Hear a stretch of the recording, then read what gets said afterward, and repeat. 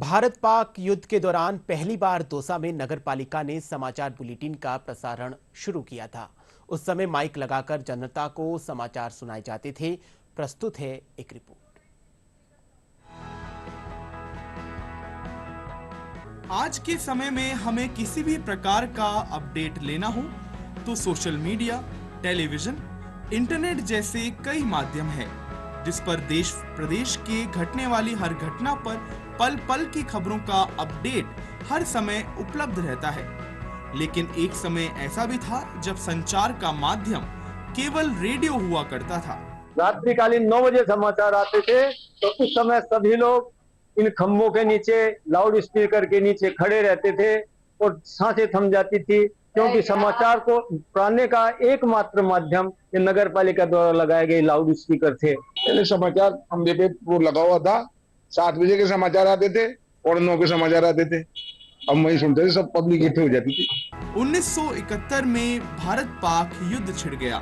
तब आनन फानन में बिजली के खंभों पर लाउड स्पीकर लगाकर लोगों को सूचनाएं दी जाती थी। युद्ध समाप्ति के बाद नगर पालिका ने लोगों को समाचार सुनने की व्यवस्था की, जिससे दौसा वासियों को देश दुनिया के चुनाव से संबंधित या अन्य गतिविधियों के बारे में जानकारी मिलने लगी। पान की दुकानों के पास लगे बिजली के खंभों पर लाउड स्पीकर लगाए गए। नगर पालिका के वाचनालय में कंट्रोल रूम बनाकर रेडियो के जरिए समाचार बुलेटिन का प्रसारण किया जाने लगा। समाचार के आने से ठीक पहले निर्धारित समय पर इन पान की दुकानों पर लोग इंतजार करने लगते थे। जैसे ही समाचार बुलेटिन शुरू होता, ये आकाशवाणी है, समूचा शहर थम जाता था। इन समाचारों के एक एक शब्द को लोग गौर से सुनते थे। जैसे ही समाचार खत्म होते, इसके साथ इन पान की दुकानों पर पान पॉलिटिक्स शुरू हो जाती थी। समय बदलने के साथ साथ परिस्थितियां बदल गईं, लेकिन ये लाउड स्पीकर आज भी उस दौर की कहानी बयां करते हैं। 65-71 का जो युद्ध हुआ था, उस वक्त सारे समाचार यहीं मिला करते थे। यहाँ वाचनालय हुआ करता था और वाचनालय में एक रेडियो हुआ करता था।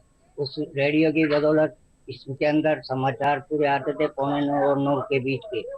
8, 9 के और 8:45 की न्यूज के लिए लोग यहाँ बैठे रहते थे। कई राजनीतिक भी यहाँ बहुत आए हैं और बहुत बैठे रहते थे। हमारी पुरानी नगर पालिका के नीचे बैठते थे अब, और ये नगर पालिका ने चारों कोने पे 4 माइक लगा रखे थे। सुबह 7 बजे आते थे, रात को 7 बजे आते थे, न्यूज प्रोग्राम सब सुनते थे।